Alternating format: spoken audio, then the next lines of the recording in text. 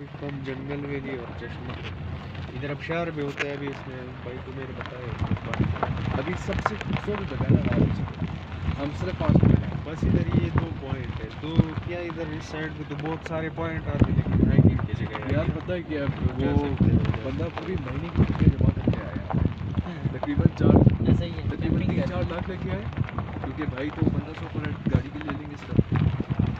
बंदा 3-4 लाख लेके आया और पूरा लगाया मुझे खुशी से टीप देना बस। ये गाड़ी। यार किधर है भाई, अगर अपना होता तो ये सेट को कितना देते हो फिर तुम इसको? हाँ सेट को कितना?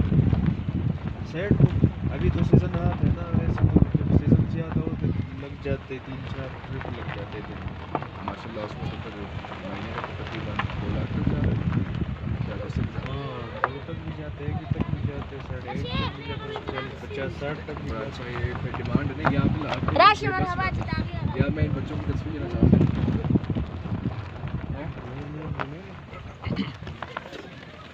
ओए बेटे, बच्चे